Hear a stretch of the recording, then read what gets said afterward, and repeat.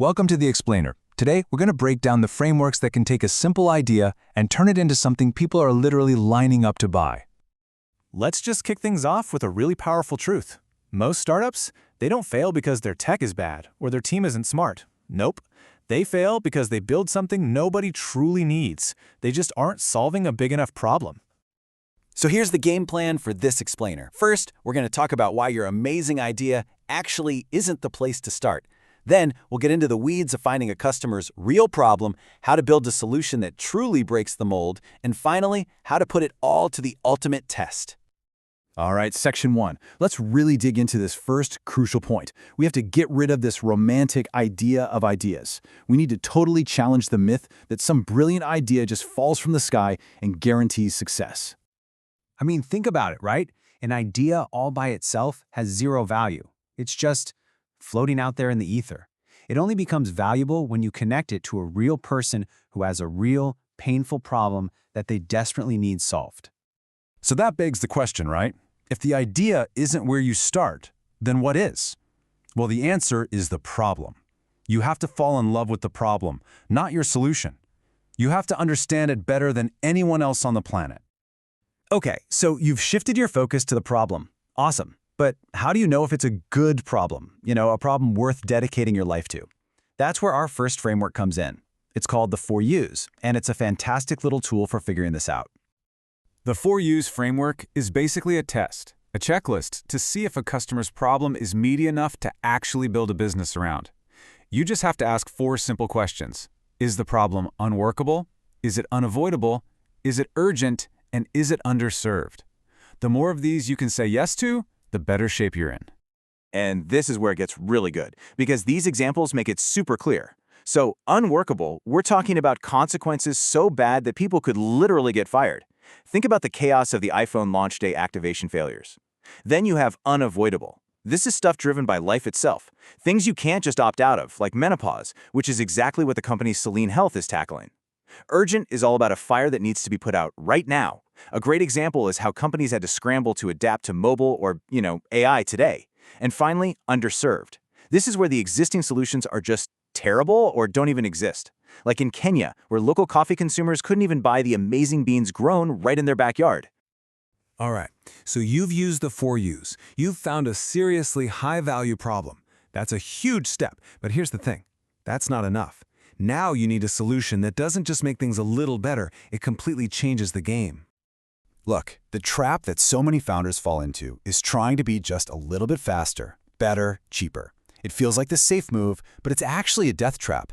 It's a race to the bottom, and any tiny advantage you have can be copied by a bigger company overnight. You don't want to play their game. You need to create a whole new one. And that's where our next framework comes in, the 3 Ds. This is how you build a solution that's actually worthy of that big 4U problem you found. Your solution needs to be, number 1, disruptive. It changes the whole market, usually with a new business model. 2, it's got to be discontinuous. It makes something possible that was flat out impossible before. And 3, it has to be defensible. You need a moat to protect you from the competition. And again, the examples make this so clear. Airbnb, that's disruptive. They totally flipped the hotel industry on its head with a new business model without owning a single room. Amazon Web Services, that's discontinuous. Before AWS, the idea of a small startup having access to massive, scalable computing power was, well, it was a fantasy. AWS made it possible. And defensible? Think about network effects. A service like WhatsApp gets more valuable to you the more of your friends join. That's a powerful moat. Okay, let's take stock. We've used the 4 U's to find a killer problem. We've used the 3 D's to design a breakthrough solution. We are so close. But there is one final gut check before you write a single line of code. It's the ultimate value test. And it all boils down to this question.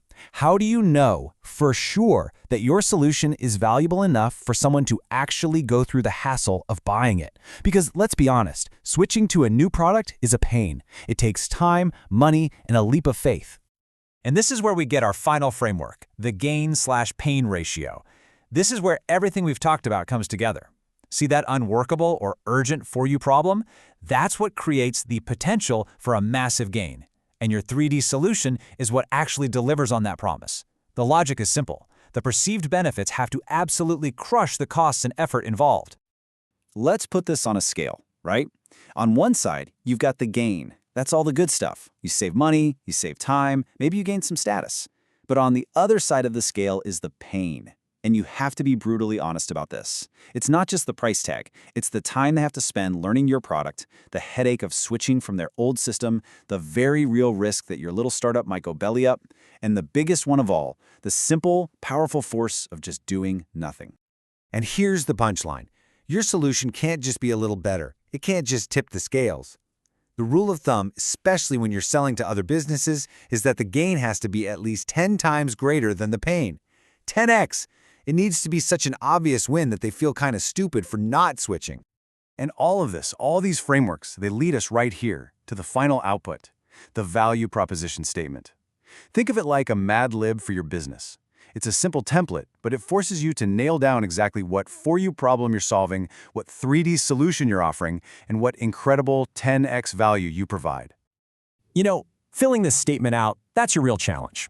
If you can do it, and it sounds compelling and true, then you've done it. You don't have a flimsy idea anymore.